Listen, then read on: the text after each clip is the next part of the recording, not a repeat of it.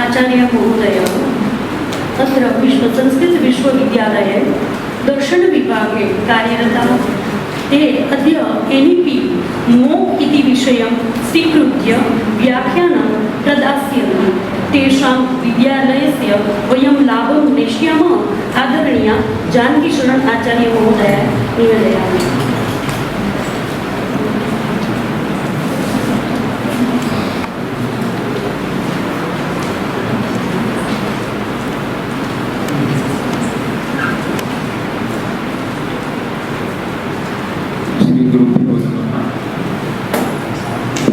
शंकरो वंदे श्रद्धा विश्वासरूपिणो व्याख्यां विना न पश्यन्ति सिद्धाः संतस्तमीश्वरम्।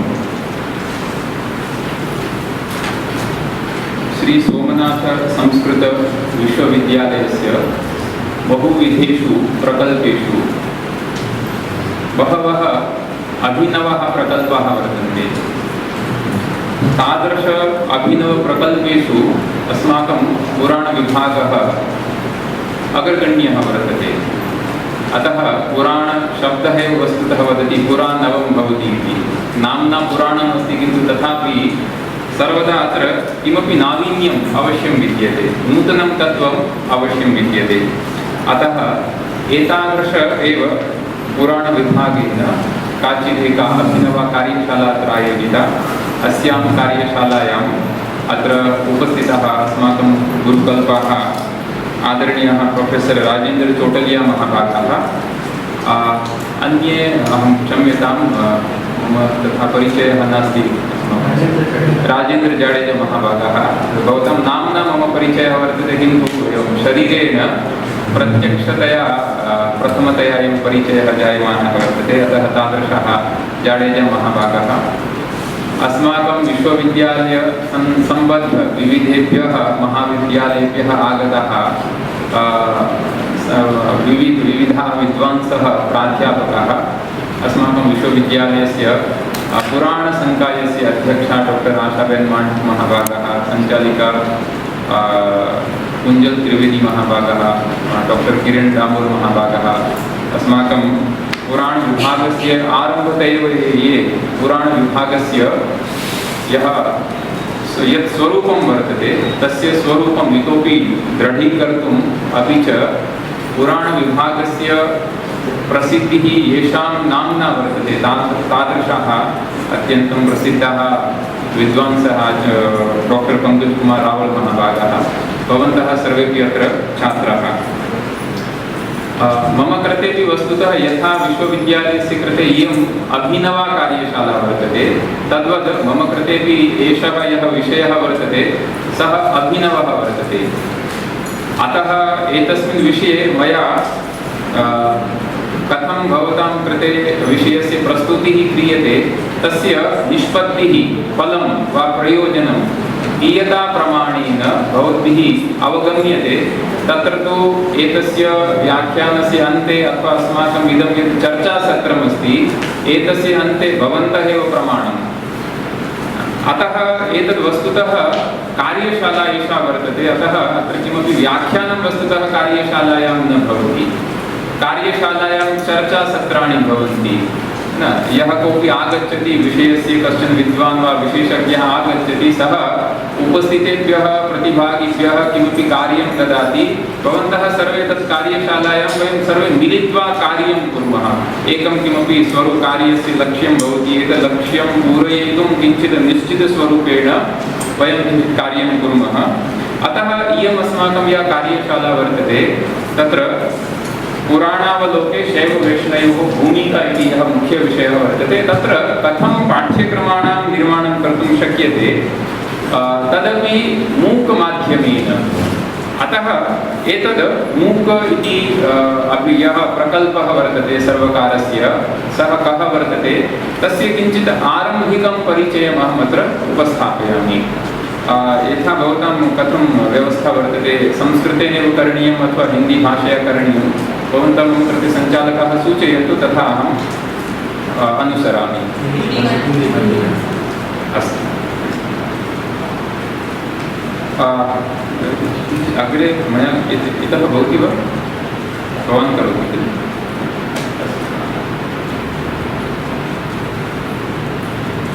हमारा जो भारतीय ज्ञान परंपरा है, तो भारतीय ज्ञान परंपरा में ज्ञान है उसको हम ज्ञान, प्रज्ञा और सत्य, इन 3 शब्दों से अभिव्यक्त करते हैं कि कन्वेंशनल मेथड से या और किसी माध्यम से जब हम किसी एक निश्चित वर्ग में, निश्चित कक्षा में या निश्चित परिधि में बैठकर जो हम अध्यापक के द्वारा, किसी गुरु के द्वारा यदि कोई हम निश्चित ज्ञान प्राप्त करते हैं, किसी पुस्तक का ज्ञान प्राप्त करते हैं, तो वह एक प्रथम साधन हो गया, प्रथम सोपान हो गया। उसके बाद में जब उस ज्ञान का जब हम अपने जीवन में प्रत्यक्ष अनुभव करते हैं, जो भी विषय, जिस विषय का भी हमने ज्ञान प्राप्त किया है, और हमारी भारतीय ज्ञान परंपरा में तो वस्तुतः जो विद्या या ज्ञान रहा है, उस विद्या का लक्ष्य सा विद्या या विमुक्तये, तो ये जो इस तरह का पुस्तक के द्वारा प्राप्त होने वाला जो ज्ञान है, वह ज्ञान उसके बाद में उसका जीवन में अनुभव, जो विज्ञान, और उस विज्ञान से जो प्रज्ञा की उत्पत्ति होती है, और ऐसी जब प्रज्ञा की उत्पत्ति होती है तब हम उस परम सत्य का अन्वेषण करने में समर्थ होते हैं। तो हमारा जो ज्ञान का जो प्रयोजन रहा है वह उस परम सत्य का अन्वेषण रहा है, और उसके लिए बहुत सारी विधियां हैं। वो विधियां हमें हमारे प्राचीन ज्ञान परंपरा के जितने भी वाङ्मय हैं, जो भी स्रोत हैं, ज्ञान के स्रोत, उनमें हमें देखने को मिलते हैं। विशेष रूप में तो यहाँ हमारे उपनिषद दर्शन के बहुत अच्छे विद्वान चोटलिया सर है, और संयोग से हमें इनका बहुत अभी इनके वैदुष्य का लाभ मिल रहा है। सप्ताह में लगभग 2 दिन हमारा जो पाठ्यक्रम एक चल रहा है MA हिंदू स्टडी, उसमें सर जो पढ़ा रहे हैं विद्यार्थियों को वैसा आनंद आता है। तो सप्ताह में 2 दिन इनका हमें लाभ मिल रहा है। तो इसमें सर बताते हैं कि जो हमारा जो ज्ञान प्राप्ति के लिए जो उपनिषदों में जितनी सारी विधियां रही हैं, तो ऐसा नहीं है कि केवल और केवल व्याख्यात्मक विधि रही है कि गुरु यहाँ बैठे हैं और सामने शिष्य हैं, वो भी एक विधि है, और हजारों लाखों वर्षों तक उस विधि के द्वारा हम ज्ञान प्राप्त करते आए हैं। उस विधि के साथ में और भी बहुत सारी विधियां हैं, वह हमें उपनिषद काल से ही देखने को मिलती है। संवाद पद्धति है, प्रश्नोत्तर पद्धति है, आख्यायिका पद्धति है, अनुसंधान पद्धति है, उदाहरण पद्धति है, प्रयोग पद्धति है। चांदोग्य उपनिषद में तो श्वेतकेतु और उद्दालक के विषय में जब वह तत्वमसि इस महावाक्य का अर्थ नहीं समझता है, तब उसका जो गुरु उद्दालक ऋषि हैं, वह उस श्वेतकेतु से 9 बार प्रयोग करवाते हैं, अलग अलग प्रयोग करवाकर उस जो परम सत्य है, उस परम सत्य का उसको अनुभव करवाते हैं। तो हम देखते हैं कि हमारा जो ये जो पूरा का पूरा जो शिक्षा व्यवस्था है, इस शिक्षा व्यवस्था में हमारे पास में जो टीचिंग मेथड है, वो टीचिंग मेथड मुख्य रूप से अभी यदि हम देखें तो 3 तरह के हैं। एक तो सबसे पहला जो मेथड है वो हमारा ट्रेडिशनल एजुकेशन मेथड। एक निश्चित परिधि में, निश्चित स्थान पर, निश्चित समय में, निश्चित छात्रों को किसी निश्चित जो अध्यापक, प्राध्यापक या गुरु है, उसके द्वारा एक जो पूर्व निर्धारित जो ज्ञान है, यानी पूर्व निर्धारित पाठ्यक्रम है, उस पाठ्यक्रम का ज्ञान हम प्राप्त करते आए हैं। और ये जो हमारा एक मेथड है, ट्रेडिशनल मेथड या कन्वेंशनल मेथड हम कह सकते हैं। लेकिन ज्ञान है वो ज्ञान तो अनंत है, और उस ज्ञान को प्राप्त करने की कोई न तो उम्र होती है, न कोई उसका लिंग होता है, न कोई उसकी जाति होती है, न कोई उसका एक निश्चित देश होता है। तो उस ज्ञान को सभी प्राप्त करना चाहते हैं। तो धीरे धीरे जब हमारा ये जो एजुकेशन सिस्टम है, जब हमारा देश स्वातंत्र्य को प्राप्त हुआ, और उसके बाद में जब ये जो टीचिंग कन्वेंशनल मेथड से प्रारंभिक शिक्षण से लेकर उच्च शिक्षण तक शिक्षा प्रदान करने के लिए अलग अलग प्रकार की जो मेथड के आधार पर जो विद्यालय का प्रक्रिया है, कि महाविद्यालय की प्रक्रिया है, विश्वविद्यालय अलग अलग प्रकार के स्थापित हुए। दूसरा जो हमें जो ज्ञान, ऐसे जो ज्ञान है वो ज्ञान अब विश्वविद्यालय ट्रेडिशनल मेथड है, उसका एक अपना निश्चित स्वरूप होता है कि आपको इस समय से इस समय तक ही पढ़ना है। लेकिन सबके लिए वो उस समय तक, उस निर्धारित समय में पढ़ना संभव नहीं है। ट्रेडिशनल मेथड में आप एक स्थान पर बैठकर ही ज्ञान प्राप्त कर सकते हैं। आपको यदि पढ़ना है तो आपको यूनिवर्सिटी आना होगा या कॉलेज जाना होगा, लेकिन सब तो नहीं जा सकते। तो धीरे धीरे हमारे देश में भी डिस्टेंस एजुकेशन का आरंभ हुआ। वो हमारा जो टीचिंग मेथड है उसका दूसरा प्रकार हो गया, जिसको हम ODE, ODL, open and distance learning teaching method कह सकते हैं। और इसके अंतर्गत जो भी हमारा शिक्षा नीति बनी, उस शिक्षा नीति, शिक्षा आयोग जितने भी बने, उन्होंने जो जो सजेशन किए, तो कुछ डिस्टेंस एजुकेशन के माध्यम से शिक्षा प्रदान करने के लिए हमारे पास में कई सारे जो मेथड है वो मेथड भी डेवलप हुए, जिसमें पहला जैसे ओपन यूनिवर्सिटीज है, जिसमें इग्नू है और भी जैसे गुजरात में हो गए, लगभग प्रत्येक राज्य में कहीं कहीं इस तरह की जो ओपन यूनिवर्सिटी, जिसको कहीं मुक्त विश्वविद्यालय या हिंदी में कहीं खुला विश्वविद्यालय ऐसा भी कहते हैं ना, कोटा खुला विश्वविद्यालय ना, ओपन। अतः तत्र किंतु अनंतरम कुछ ऐसे जो विश्वविद्यालय हैं जो दूरस्थ माध्यम से शिक्षा देते हैं, जो ड्यूल मोड की यूनिवर्सिटी होती हैं, कि जहाँ कन्वेंशनल मेथड से, पारंपरिक विधि से अध्ययन अध्यापन हो रहा है और डिस्टेंस एजुकेशन भी वहाँ प्रदान की जा रही है, जिसमें DU इत्यादि कुछ विश्वविद्यालय वहाँ वो ड्यूल मोड की यूनिवर्सिटी है। समय फिर धीरे धीरे बदलता गया और समय बदलने के साथ में और भी जो ज्ञान प्राप्ति के लिए जो जितने भी स्रोत हैं, जो साधन हैं, साधनों में भी परिवर्तन आता गया, कहीं कहीं विकास होता गया। हमारी जो एक हमारा जो दृष्टिकोण है, हमारी जो अप्रोच है, उसमें भी जो बदलाव आते गए। और ये जो डिस्टेंस माध्यम से जो ज्ञान प्राप्त करने का साधन था, इसमें भी अब धीरे धीरे और डिमांड आने लगी कि हम डिस्टेंस में भी तो कुछ निश्चित सीमा होती है, वहाँ भी जो लर्नर है, उस लर्नर की जो इच्छा है या उसका जो सौविध्य है, उसका हम पूरी तरह से उसमें ध्यान नहीं रख सकते हैं। तो ये जो तीसरा जो मेथड आया, जिसको हम ऑनलाइन एजुकेशन मेथड कहते हैं, और ये कोरोना काल आया, उस कोरोना काल तो एक संक्रमण का काल था, तो वस्तुतः वह व्याधि के संक्रमण का तो काल था, लेकिन उसमें ज्ञान का भी बहुत संक्रमण हुआ। बहुत कुछ ऐसे मेथड हमें सीखने को मिले। मुझे लगता है कि मैं अपना स्वयं का अनुभव बताऊं तो लगभग कोरोना से पहले ऑनलाइन टीचिंग मेथड के जितने सारे प्लेटफॉर्म हैं, उसमें से मुश्किल से 2 या 3 का हमें पता था। कोई जूम है या इस तरह का पता था, लेकिन इस तरह का भी मेथड हो सकता है और वह भी बहुत कारगर मेथड रहा है। तो ये जो ऑनलाइन एजुकेशन का मेथड आया है, ये भी इस शिक्षा का एक जो मूल उद्देश्य है कि सभी लोगों तक उस ज्ञान की प्राप्ति, सभी लोग उस ज्ञान की प्राप्ति करें, सभी लोग उस शिक्षा की प्राप्ति करें। ज्ञान के जितने भी स्रोत हैं, उन स्रोतों की सभी लोगों तक पहुँच हो, मैसिव जो हमारा जो पॉपुलेशन है वहाँ तक उस ज्ञान का प्रसार हो। तो उस प्रसार के लिए जो ऑनलाइन एजुकेशन मेथड है, वह बहुत ही जो प्रभावी है, वो प्रभावी सिद्ध हो रहा है। इसमें इसको और समृद्ध बनाने के लिए अलग अलग प्रकार के जो प्रकल्प हैं, उन प्रकल्पों का हम आयोजन कर रहे हैं, अलग अलग प्रकार के मेथड हो रहे हैं, जिसमें से ये जो स्वयं प्लेटफॉर्म है, जो बहुत सारे ऑनलाइन एजुकेशन के पाठ्यक्रमों को उपलब्ध करवाता है, EPG पाठशाला इत्यादि बहुत सारे ऐसे पाठ्यक्रम हैं। तो अभी हम ये देखते हैं, आज जो मुख्य हमारा जो विषय है वह रहेगा ये जो ऑनलाइन एजुकेशन मेथड में मूक जो पाठ्यक्रम है वह वस्तुतः क्या है और उसका थोड़ा स्वरूप क्या है, हम किस तरह से हमें उसमें आगे बढ़ना है।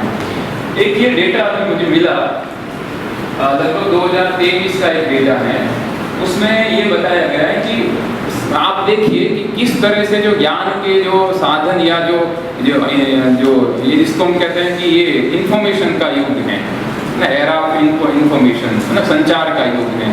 तो ये जो संचार के साधनों के द्वारा जितनी सारी सूचनाएं हैं, वो सूचनाएं कितनी जल्दी और कितनी अधिक मात्रा में ये जो अंतर्जाल है, इंटरनेट के माध्यम से एक स्थान से दूसरे स्थान पर जा रही है। तो आप ये देख सकते हैं, यहाँ एक 60 सेकंड में आप देखें तो लगभग 240 या 250 मिलियन से ज़्यादा 60 सेकंड में ईमेल किए जा रहे हैं। लगभग 60 सेकंड में अगर आप देखेंगे तो ये जो YouTube इत्यादि है, उसके ऊपर लाखों घंटों के वीडियो हैं वो अपलोड किए जा रहे हैं। सिर्फ 60 सेकंड में लाखों घंटों के वीडियो हैं, वो नए वीडियो अपलोड किए जा रहे हैं, पुराने तो वहाँ है ही, नए अपलोड किए जा रहे हैं, नया कंटेंट अपलोड किया जा रहा है। तो ये जो इस इंटरनेट के युग में ये जो संचार के साधन इतने सुलभ हो गए हैं, तो बहुत जल्दी इसमें सूचनाएं हैं, उन सूचनाओं का हम प्रसार कर सकते हैं। इसलिए ये जो मूक पाठ्यक्रम है, ये मूक पाठ्यक्रम है, इसको हम इस अंतर्जाल के माध्यम से, इंटरनेट के माध्यम से इसको डेवलप, इसका संचालन किया जाता है और इसको प्रसार भी बहुत इसका व्यापक अंतर्जाल के माध्यम से हो सकता है, क्योंकि ट्रेडिशनल मेथड में एक निश्चित समय, स्थान, सीमा, अवधि उसका परिमित होता है। ओपन एजुकेशन डिस्टेंस मेथड में भी कुछ उसकी भी अपनी सीमाएं हैं, लेकिन इसकी अलग ही ऑनलाइन मोड की भी अपनी सीमाएं हैं, लेकिन कुछ व्यापक प्रसार की दृष्टि से देखें तो बहुत कुछ इसमें संभावनाएं हैं। अब नेक्स्ट करिएगा। ये जो मूक पाठ्यक्रम जिसका निर्माण करने के लिए, कि पुराण विषय में मूक पाठ्यक्रम का निर्माण करने के लिए हम सभी यहाँ उपस्थित हैं, तो मूक एक एक्रोनिम, वो किसका एक्रोनिम है? जिसका जो पूरा नाम है वो पूरा नाम है कि मैसिव ओपन ऑनलाइन कोर्सेज। ये तो जो फर्स्ट लेटर है उस फर्स्ट लेटर को लेकर मूक इस प्रकार का एक शब्द का निर्माण किया है। मैसिव का अर्थ यहाँ ये है कि ट्रेडिशनल और डिस्टेंस एजुकेशन मेथड के द्वारा हम जितने लोगों तक शिक्षा का प्रसार कर सकते हैं उससे बहुत अधिक मात्रा में potential of large number of population, extremely large circulation है इसका। यानी मूक पाठ्यक्रम है, उस मूक पाठ्यक्रम में कि अभी जैसे कन्वेंशनल मेथड से मान लीजिए कि क्लास हो रही है, जिसकी सीमा है कि 100 लोग बैठ सकते हैं, 200 लोग बैठ सकते हैं, 500 लोग बैठ सकते हैं।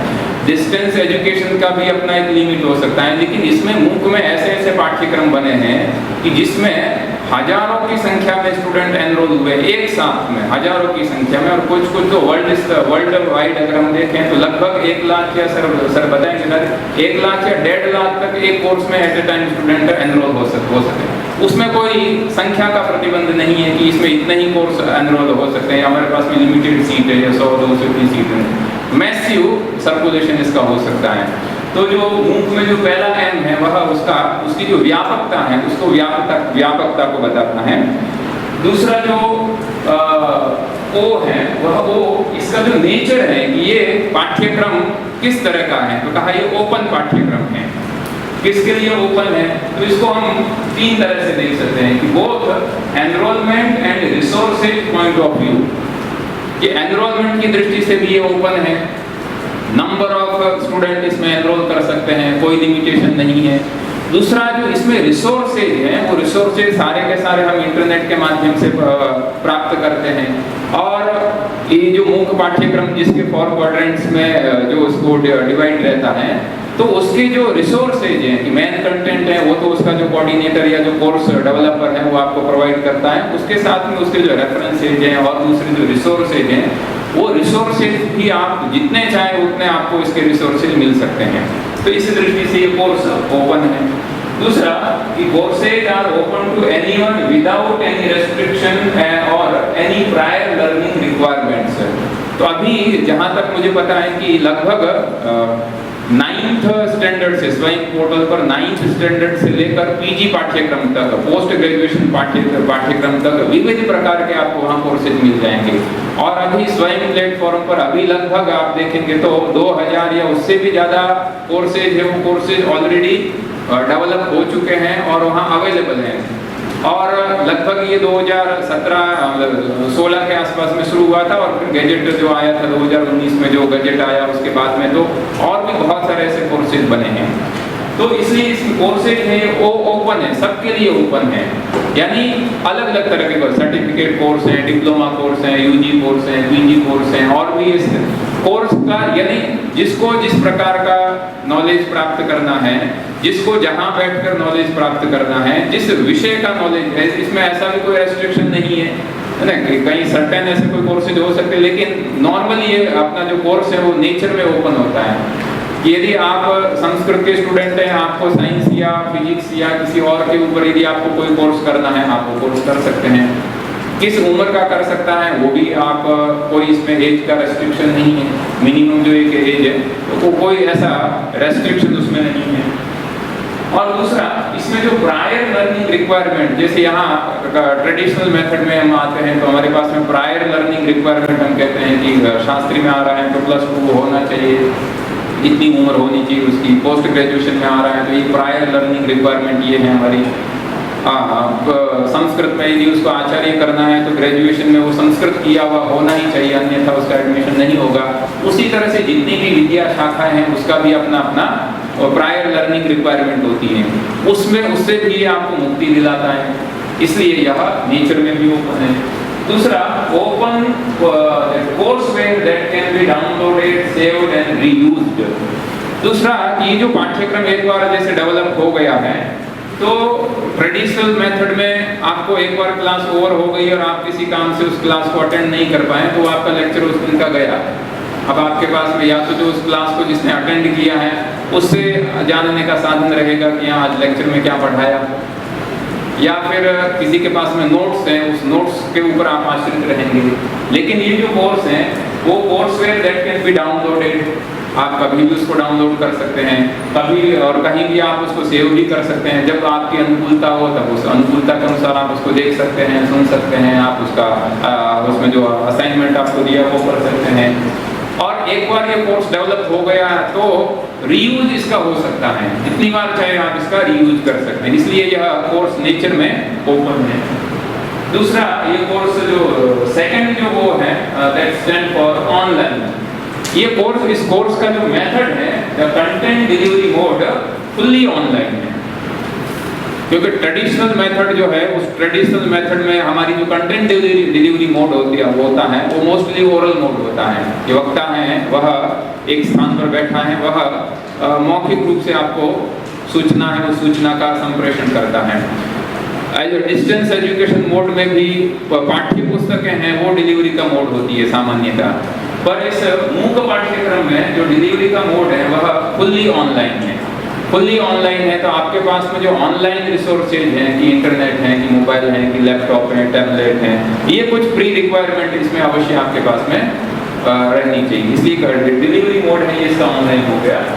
और लास्ट जो सी है वो ये बताता है कि मूक है ये एक प्रकार का कोर्स है, ठीक है ना। कोर्स यानी एक निश्चित इसका स्वरूप है, इसका ऑब्जेक्टिव क्या है, इसमें आप क्या पढ़ेंगे, इसकी ड्यूरेशन क्या है, इसका मोड ऑफ इंस्ट्रक्शन क्या रहेगा, इसमें कितने एग्जामिनेशन होगा तो उसका क्या पैटर्न रहेगा, आपको स्टूडेंट को क्या करना है, टीचर्स को उसका टीचर का क्या रोल है, टीचर के साथ में आपका क्या इंस्ट्रक्शन रहेगा, और इस कोर्स को पढ़कर आपको किस आउटकम की प्राप्ति होगी, आप किस क्या प्राप्त करेंगे, वो पहले से प्री डिसाइडेड होता है। जैसे एक हमारा कोई कोर्स होता है वो कोर्स की तरह प्री डिसाइडेड है, इसलिए एक स्ट्रक्चर्ड ये कोर्स है। Structured course content is an online course. और ये जो है participation in online access via web के थ्रू आप इसको प्राप्त कर सकते हैं। ये जो एक मूक जो जिसको हम शॉर्ट फॉर्म में कहते हैं वो उसका जो अर्थ है वो अर्थ हम इस तरह से जान सकते हैं। नेक्स्ट,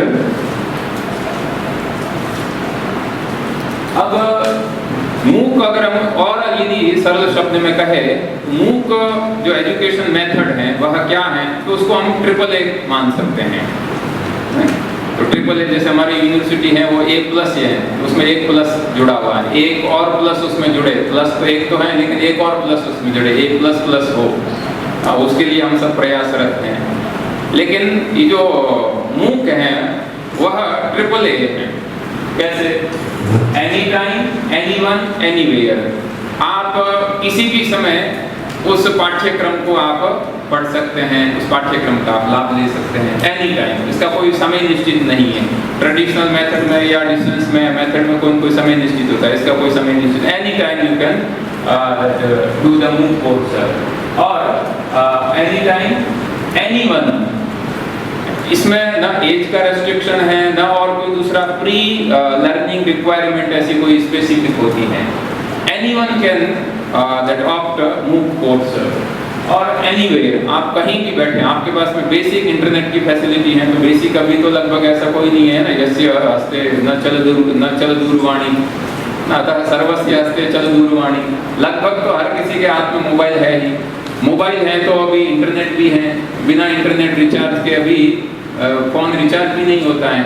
अब फोन रिचार्ज करेंगे तो भी इंटरनेट का पैकेज तो उसके साथ ही मिलती है, तो डेटा भी आपके पास में है, तो आप कहीं भी बैठकर any time, anywhere, anyone can that enrol, learn the MOOC course. ये मूक की बेसिक फिलोसफी हो गई है। और an innovative approach to impart education overcoming the time, age and other relevant constructions। तो जितने सारे जो दूसरे ट्रेडिशनल और डिस्टेंस एजुकेशन मेथड में जो बैरियर हैं वो बैरियर इसमें नहीं है। तीसरा, it is available for mass and open for all. जैसा मैंने कहा कि मास बहुत व्यापक लार्ज स्केल पर इसमें स्टूडेंट एनरोल हो सकते हैं, इसमें पार्टिसिपेट कर सकते हैं, और ओपन फॉर ऑल। और ये जो कोर्स है, ये कोर्स जिसको अभी आप 3 दिन की वर्कशॉप है, ये कोर्स डेवलप करेंगे, तो ये जितने सारे कोर्स हैं, ये कोर्स क्रेडिट कोर्स भी अवेलेबल है स्वयं प्लेटफॉर्म पर, और नॉन क्रेडिट कोर्स भी अवेलेबल है।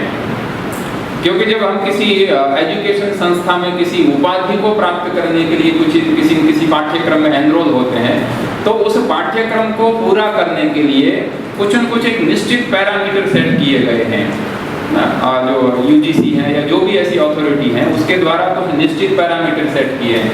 कहाँ यदि आपको पोस्ट ग्रेजुएशन करनी है तो ग्रेजुएशन के लिए आपको 180 क्रेडिट ऐसा कुछ था। अभी जैसे न्यू एजुकेशन पॉलिसी में लगभग 176 क्रेडिट, आपको इतने क्रेडिट अर्जित करेंगे तो आपको ग्रेजुएशन की डिग्री मिलेगी।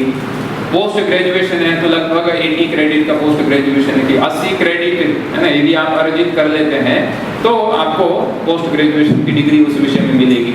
तो ये मूक पाठ्यक्रम जो है वो मूक पाठ्यक्रम भी इस तरह का जो क्रेडिट वाले भी होते हैं और नॉन क्रेडिट भी हैं। जिसको केवल ज्ञान अर्जन के लिए कुछ एनरोल होना है तो उसके लिए क्रेडिट का कोई वहाँ आवश्यकता नहीं है, क्रेडिट का उसको कोई प्रयोजन नहीं है। तो नॉन क्रेडिट कोर्सेज भी अवेलेबल है, आप क्रेडिट के लिए भी अप्लाई कर सकते हैं और क्रेडिट का ट्रांसफर भी कर सकते हैं। क्योंकि अभी जो NEP जो नेशनल एजुकेशन पॉलिसी 2020 में जो क्रेडिट ट्रांसफर की भी पॉलिसी जो उसमें बात कही गई है, और बहुत सारे विश्वविद्यालयों के द्वारा क्रेडिट ट्रांसफर की जो प्रक्रिया है वो प्रक्रिया भी किस तरह से की जा सकती है वो भी लगभग यानी जो कार्य है वो प्रक्रिया रही है।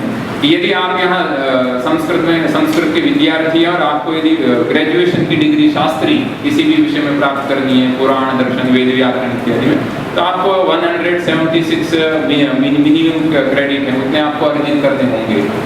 और अभी हमारा जो पाठ्यक्रम है उस पाठ्यक्रम में बहुत सारे ऐसे कोर्सेज हैं जो जिसको हम सॉफ्ट स्किल डेवलपमेंट के कुछ कोर्सेज हैं, कुछ कोर्सेज हैं वो जो मल्टी डिसिप्लिनरी कोर्सेज हैं।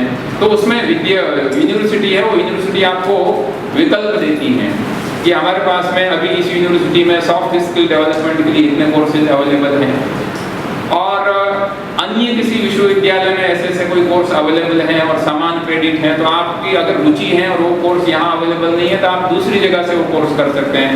मूक के द्वारा वो कोर्स करके क्रेडिट आप यूनिवर्सिटी में जमा कर सकते हैं। तो क्रेडिट ट्रांसफर भी है इसमें, और it may and may not be associated with any university और इंस्टीट्यूशन।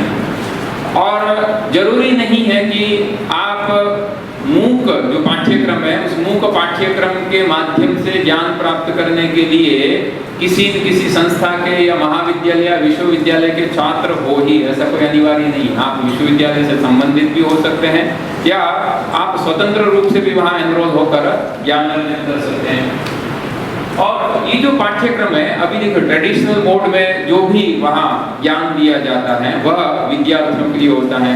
डिस्टेंस एजुकेशन के माध्यम से भी जो विद्यार्थियों को ज्ञान प्राप्त होता है, तो वहाँ भी रोल एक जो पाठ्य ग्रंथ लेखक जो अध्यापक हैं या पाठ्य ग्रंथ लेखक है और साथ स्टूडेंट को ज्ञान प्राप्त हो रहा है। लेकिन मूक जो है वो केवल और केवल विद्यार्थियों के लिए ही है, ऐसा भी नहीं है।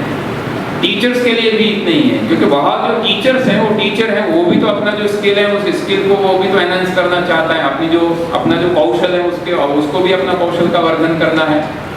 और ज्ञान है वो ज्ञान तो असीमित है, तो ऐसा है नहीं कि हमने पोस्ट ग्रेजुएशन या आचार्य या PhD तक जितना ज्ञान प्राप्त कर लिया है बस ज्ञान पर्याप्त हो गया है। दर्शन का ज्ञान, व्याकरण या वेदांत का ज्ञान पर्याप्त हो गया। इतः परम तो किमपि नास्ति तथा किमपि नास्ति।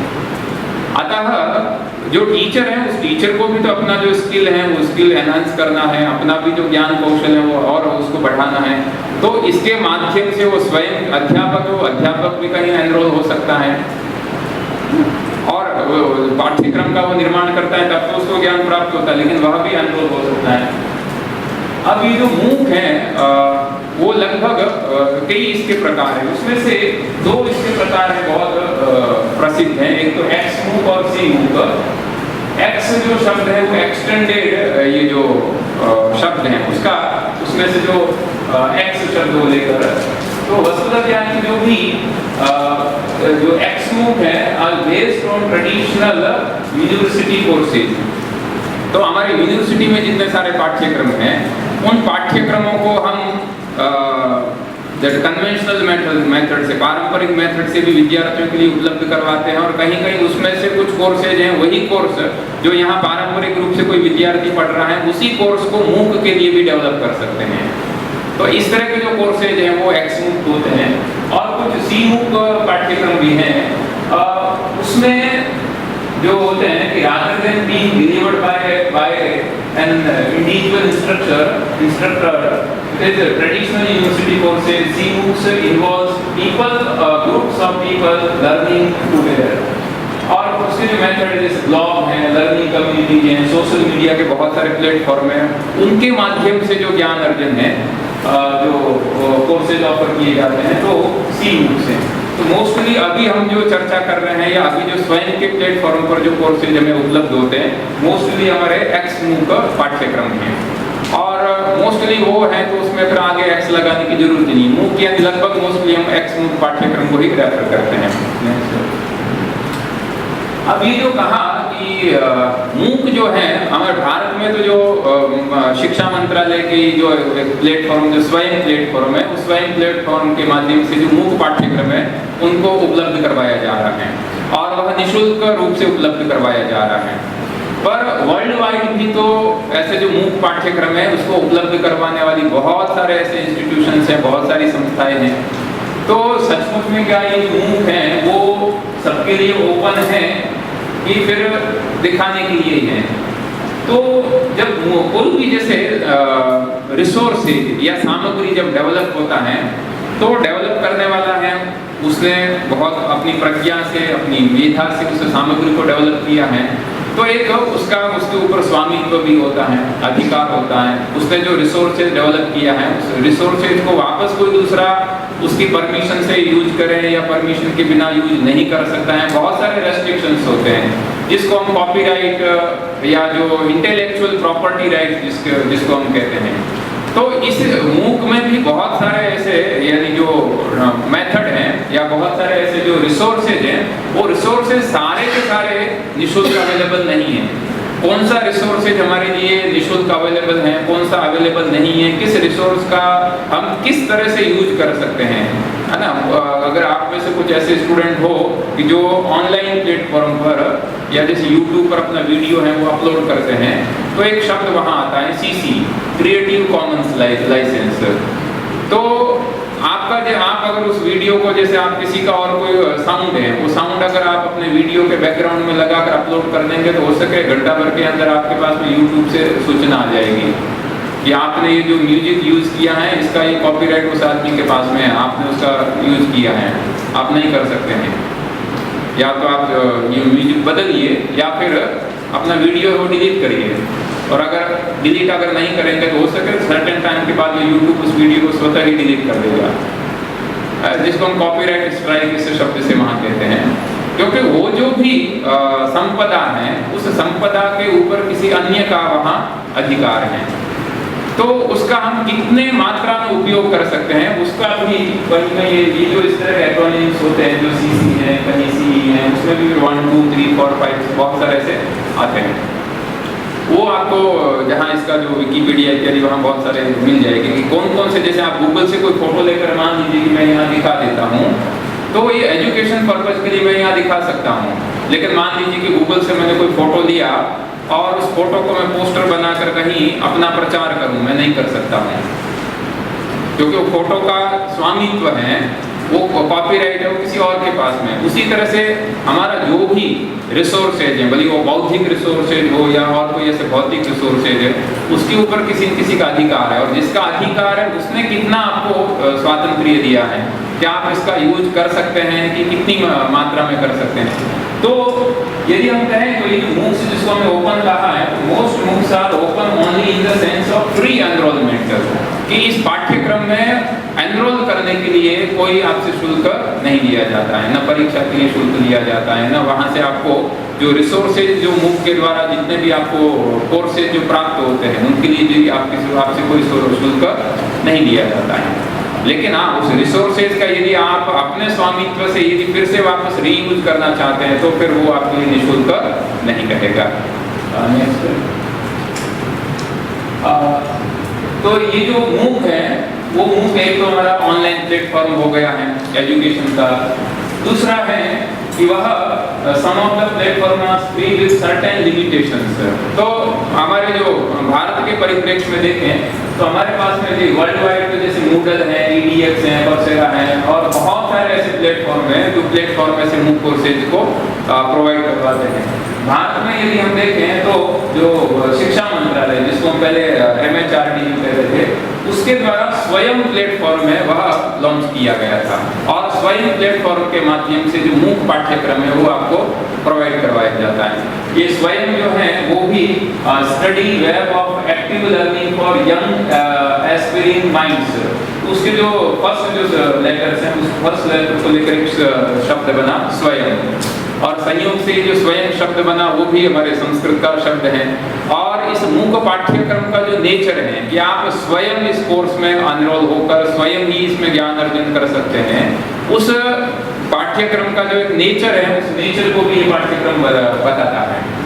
तो ये जो स्वयं प्लेटफॉर्म है स्वयं प्लेटफॉर्म के माध्यम से ये जो MOOC कोर्सेज हमें अवेलेबल होता है। अब ये जो पाठ्यक्रम है जो प्लेटफॉर्म है जो MOOC के अलग अलग पाठ्यक्रम है इनको उपलब्ध करवाता है, तो इसमें स्वयं प्लेटफॉर्म का क्या रोल रहेगा। और अभी आप जैसे पुराणावलोके शैव वैष्णयो हो भूमिका या पुराण के विषय में जब एक आप कोर्स डेवलप करेंगे तो उस कोर्स आपने डेवलप कर दिया, आपने प्रोडक्ट है वो तैयार कर दिया, लेकिन उस प्रोडक्ट को मार्केट तक पहुंचाने के लिए आपके पास में कोई प्लेटफॉर्म होना चाहिए ना। तो सबसे पहले तो आपके पास में जैसे कोई प्रोडक्ट है तो प्रोडक्ट बनाने के लिए आपके पास में उसका कोई डिजाइन है वो माइंड में होना चाहिए। तो डिजाइन अभी आपके माइंड में है कि मुझे पुराण के विषय में कोई एक MOOC का पाठ्यक्रम बनाना है। ये डिजाइन एक कॉन्सेप्ट है जिसको हम POC प्रूफ ऑफ कॉन्सेप्ट जो कहते हैं, तो एक माइंड में डिजाइन हो गया है। फिर उसके बाद में ये जो पाठ्यक्रम है ये पाठ्यक्रम का स्वरूप क्या रहेगा, क्रेडिट वाला रहेगा कि नॉन क्रेडिट का रहेगा, इसका मीडियम ऑफ इंस्ट्रक्शन क्या रहेगा, हिंदी रहेगा, इंग्लिश रहेगा, गुजराती या संस्कृत रहेगा, इसका ड्यूरेशन क्या रहेगा, 4 सप्ताह का है कि 5 सप्ताह है, 10 सप्ताह है, 12 सप्ताह है, 6 महीने तक के भी ऐसे इसमें पाठ्यक्रम MOOCs के होते हैं। उसके पश्चात ये जो पाठ्यक्रम है उस पाठ्यक्रम में आप उसका असेसमेंट जो पढ़ रहा है इसमें जो भी एनरोल हो रहा है उसका आप असेसमेंट कैसे करेंगे। ऐसा तो नहीं कि पाठ्यक्रम हमने बनाया, वीडियो अपलोड कर दिया और छोड़ दिया, जिसको एनरोल होना है जो सीखना है वो सीखे, बाकी को कितना सीखा उसको कोई देखने वाला नहीं है, ऐसा भी नहीं है। इसमें जिस तरह से ट्रेडिशनल मेथड में हम जैसे अध्यापक वो सतत रूप से विद्यार्थियों का मूल्यांकन करते रहता है, विद्यार्थियों के साथ में वह संपर्क में रहता है, तो इस MOOC पाठ्यक्रम में भी जो इसका कोर्स का कोऑर्डिनेटर या जो इंस्ट्रक्टर है वो एक निश्चित अंतराल पर विद्यार्थियों के साथ में उसका जो संपर्क होता रहता है और विद्यार्थी है उस विद्यार्थियों का वो असेसमेंट करता रहता है। तो जो भी कोर्स है उस कोर्स में वो क्विज के द्वारा या प्रश्नों के द्वारा या कोई असाइनमेंट के द्वारा विद्यार्थियों के साथ वो इंटरेक्शन करता है, उनके साथ में वो जो भी उनका क्वेरी है या डाउट्स है वो डाउट्स को क्लियर करते हैं।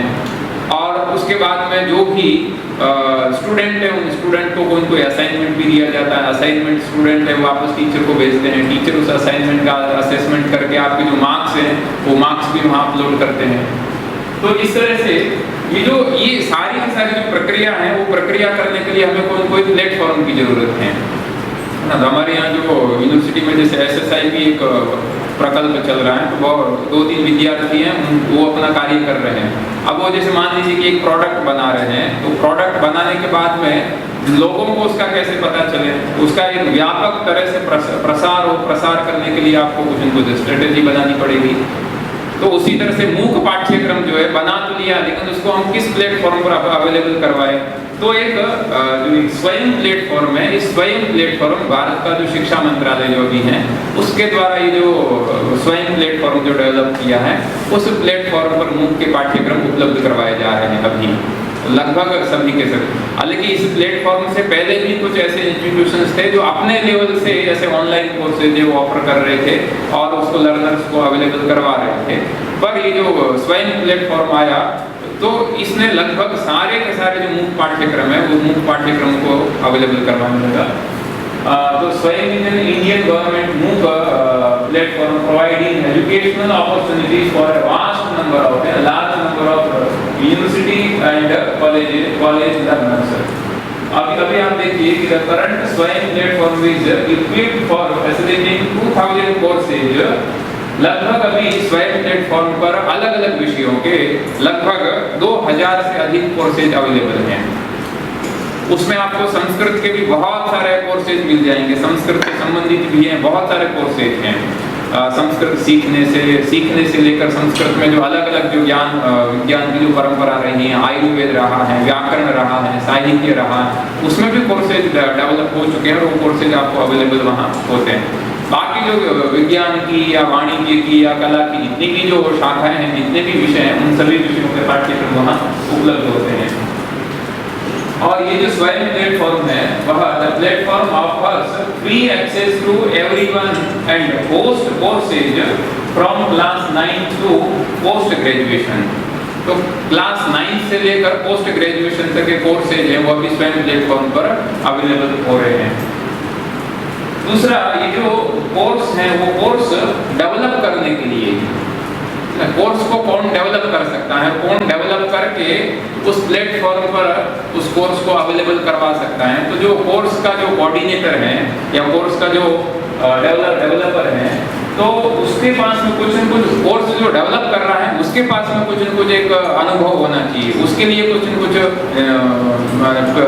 प्री रिक्विजिशन है, वहाँ कुछ पैरामीटर सेट है कि जिसके पास में पीजी में, पोस्ट ग्रेजुएशन में एटलीस्ट 5 ईयर का जो एक्सपीरियंस है और एक्सपीरियंस है in the concerned discipline to be subject expert. ऐसा जो जिसके पास में अनुभव है कम से कम 5 साल का, वह इस कोर्स में एज ए सब्जेक्ट एक्सपर्ट के रूप में वह अपनी सेवा दे सकता है।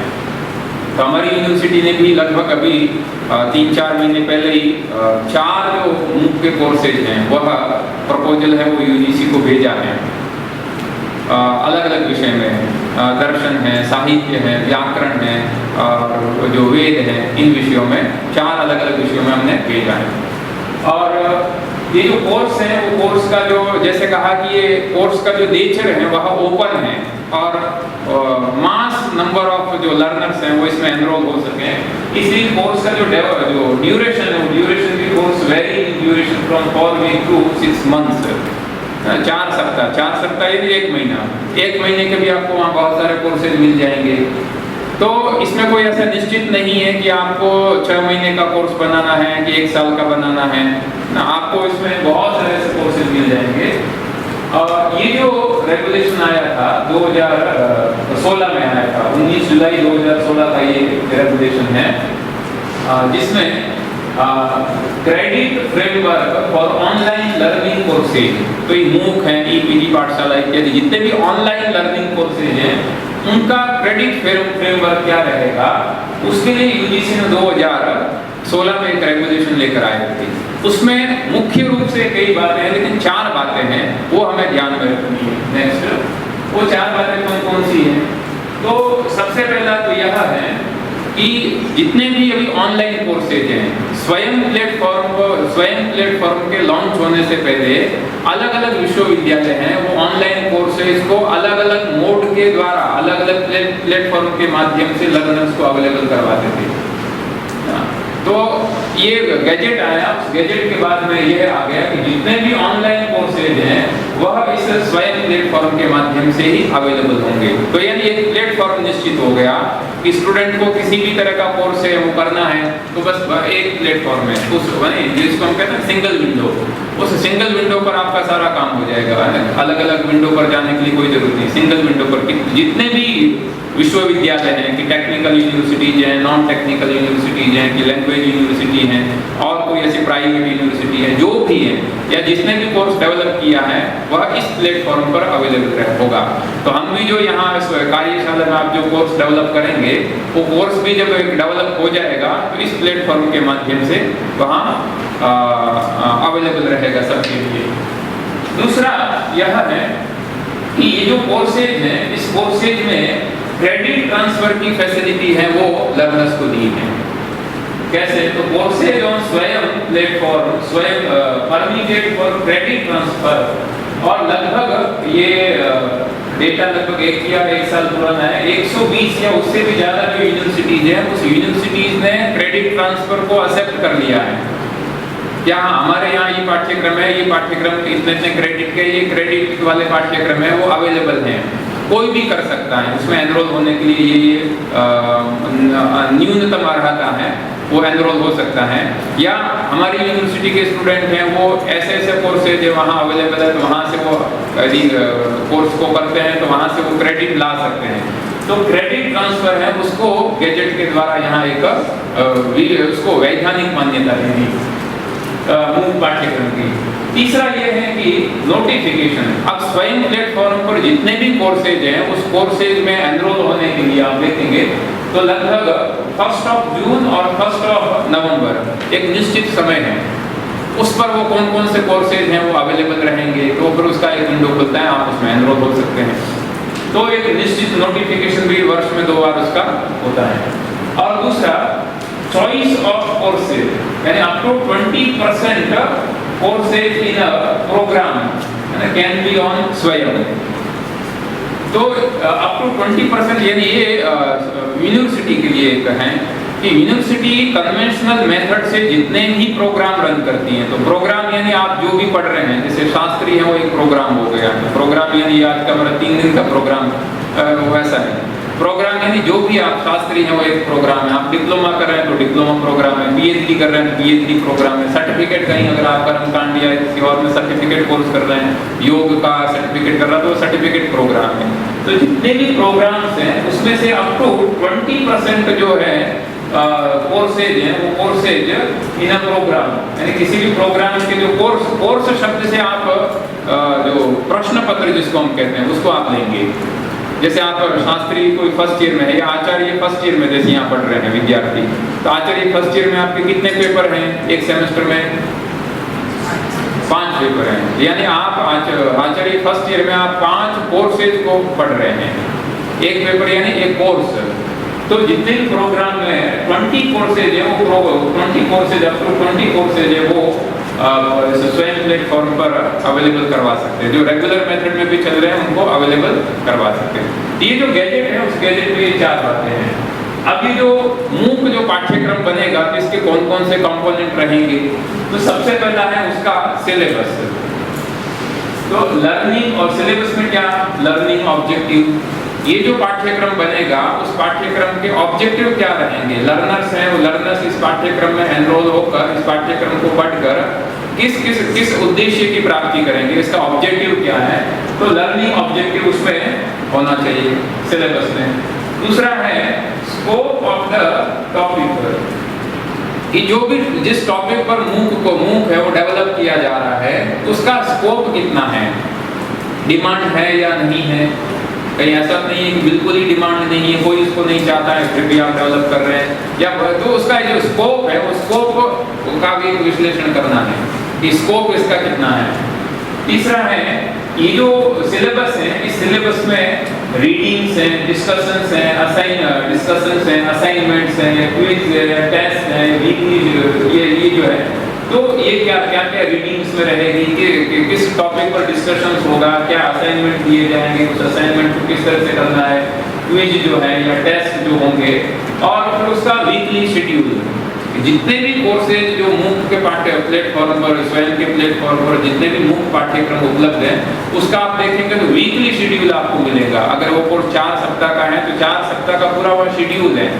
फर्स्ट वीक में आप क्या पढ़ेंगे, आपको हम क्या प्रोवाइड कराएंगे, सेकंड वीक में क्या आपको मटेरियल प्रोवाइड करेंगे, आप क्या पढ़ेंगे, उसमें असाइनमेंट होगा कि क्विज होगा कि डिस्कशन होगा कि लाइव चैट होगा। उस तरह से कोर्स की जितनी सारी ड्यूरेशन है उसका वीकली शेड्यूल भी वहाँ होता है। दूसरा, रीडिंग्स एंड वीडियो लेक्चर्स, ये भी MOOC का एक कंपोनेंट है।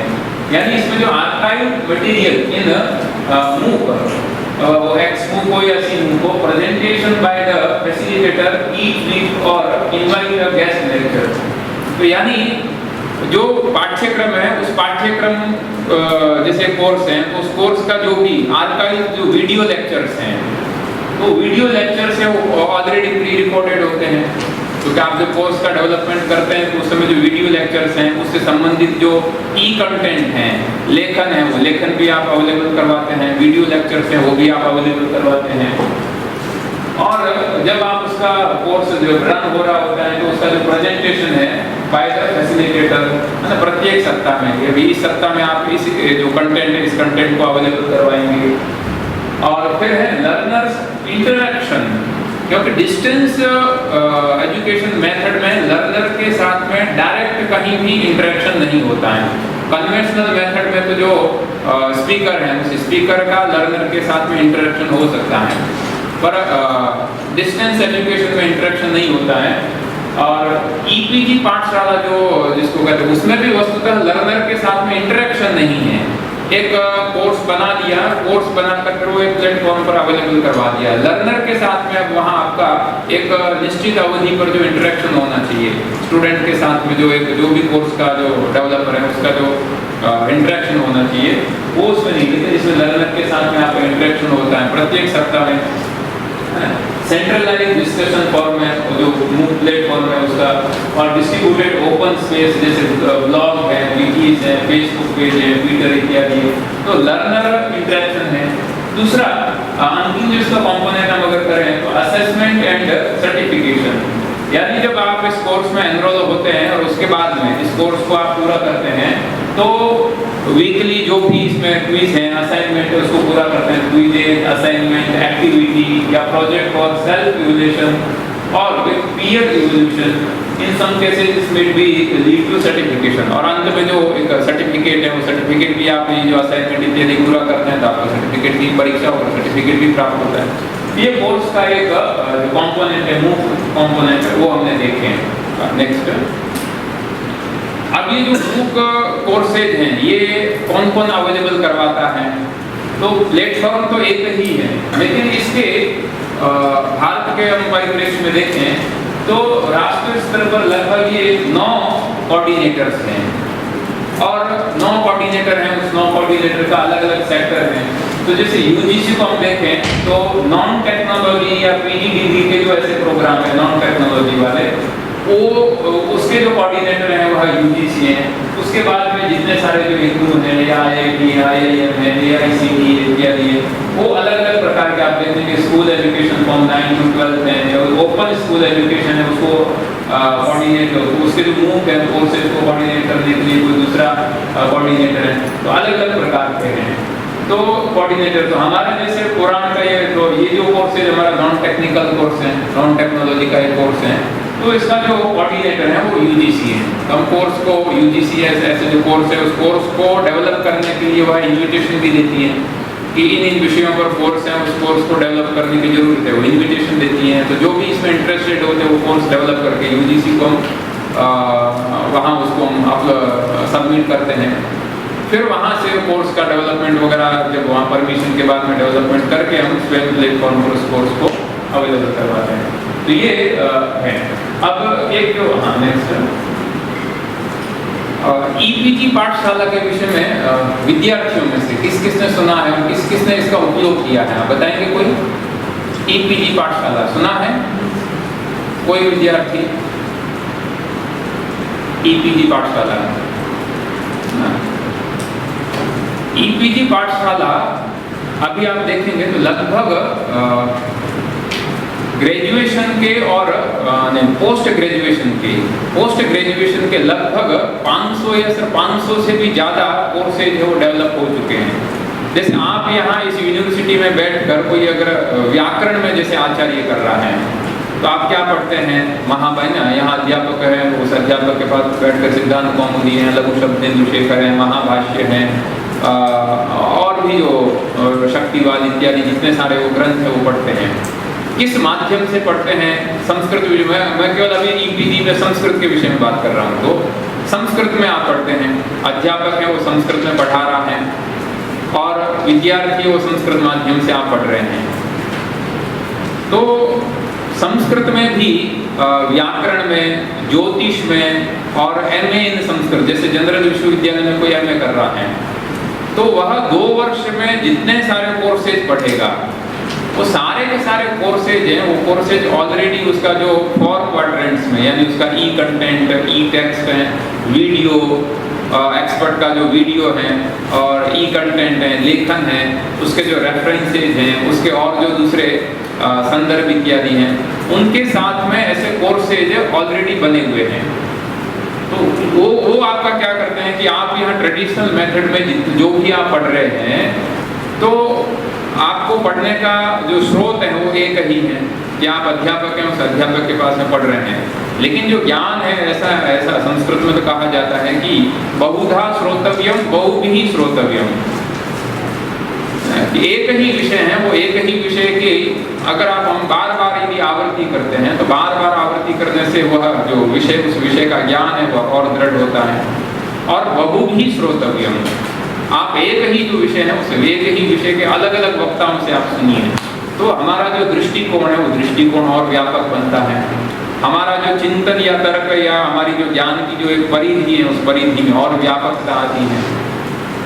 तो ऐसे बहुत सारे कोर्सेज हैं वो ईपीजी पाठशाला पर ऑलरेडी जो कोर्सेज यानी जो पोस्ट ग्रेजुएशन के कोर्सेज है, संस्कृत व्याकरण का, फिलोसॉफी का, ज्योतिष का, एमए इन जनरल संस्कृत का, ऐसे लगभग 500 या 600 से ज़्यादा ऑलरेडी कोर्सेज वहाँ अवेलेबल हैं। और जैसा आप यहाँ इस पाठ्यक्रम में जो आप पढ़ते हैं कि एक पेपर है, उस एक पेपर में इतनी सारी यूनिट हैं, ये टॉपिक हैं, सब के सब टॉपिक के ऊपर में जो वो वीडियो तो अवेलेबल हैं और जो कह रहे हैं उसको पूरा का पूरा टेक्स्ट के रूप में भी वहाँ पीडीएफ के रूप में भी अवेलेबल है। ठीक है, तो ये जो ईपीजी पाठशाला वो भी एक प्रकार का ऑनलाइन एजुकेशनल रिसोर्सेज है, OER यानी ऑनलाइन एजुकेशनल रिसोर्सेज। जैसे आपको कोई अगर अध्यापक आपको कोई असाइनमेंट देते हैं कि आपको इस विषय पर असाइनमेंट लेकर जमा करना है, तो आप क्या करेंगे, वो असाइनमेंट जिस विषय में आप पढ़ रहे हैं उसी विषय में आपको असाइनमेंट देंगे। तो आप जो पाठ्य ग्रंथ है उस पाठ्य ग्रंथ को पढ़कर असाइनमेंट लिखने की कोशिश करेंगे। कभी कभार पाठ्य ग्रंथ को पढ़कर असाइनमेंट हम नहीं लिख पाते हैं तो लाइब्रेरी में जाते हैं, तो लाइब्रेरी में ऐसे एजुकेशनल रिसोर्सेज यानी बहुत सारी बुक्स हैं वहाँ से लिखते हैं। कुछ और यदि विद्यार्थी थोड़ा चतुर है तो वह थोड़ा इंटरनेट खोल कर वहाँ उस जानकारी को ढूंढने का प्रयास करेगा। हाँ, इसके विषय में और विकिपीडिया या गूगल या और जितने भी सारे ऐसे ऑनलाइन प्लेटफॉर्म है वहाँ पर क्या क्या अवेलेबल है, रिसोर्सेज अवेलेबल है, हम वो देखते हैं। तो ये जो ईपीजी पाठशाला है वो भी एक ऑनलाइन एजुकेशन रिसोर्स है। तो उसका और मूक इन दोनों में थोड़ा हम फर्क कर सकते हैं कि ईपीजी पाठशाला प्रोवाइड्स ई कंटेंट, जो ई कंटेंट है वो उस ई कंटेंट को प्रोवाइड करती है, और मूक है वो मूक भी आपको ई कंटेंट प्रोवाइड करता है। इस अंश में दोनों में समानता है।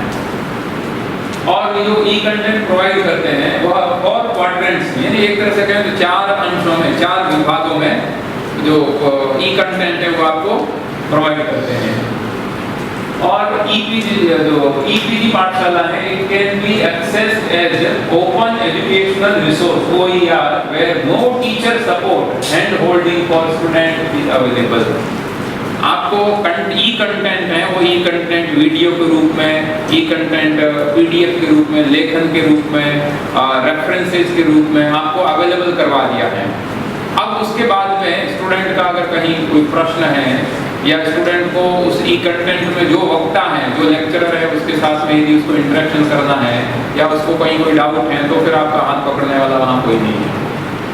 आपको रिसोर्सेज हैं, वो कंटेंट है, वो डिलीवर करके आपको प्रोवाइड करवा दिया है। टीचर के साथ में स्टूडेंट का इसमें इंटरेक्शन नहीं होता है। आप अगर व्यक्तिगत स्तर पर करें तो एक अलग बात है, और ऑनलाइन जो है व्यक्तिगत स्तर पर, जब मान लीजिए कि अगर मान लीजिए ईपीजी पाठशाला, हमारी यूनिवर्सिटी के भी बहुत सारे कोई अध्यापक थे, दिग्विजय जी थे, विनोद झा सर थे, पाणिग्री जी थे, तो उन्होंने ईपीजी पाठशाला में ऐसे जो कोर्सेज है वो कोर्सेज उन्होंने डेवलप किए थे और अभी भी वो अवेलेबल होते हैं। हाँ, अभी आप जानते हैं कि आप पाणिग्री सर को या दिग्विजय सर को आप जानते हैं, तो आप अपने व्यक्तिगत स्तर पर उनसे पूछ सकते हैं, सर आपने उस वीडियो में जो कहा है वो थोड़ा समझ में नहीं आया, थोड़ा और बताइए।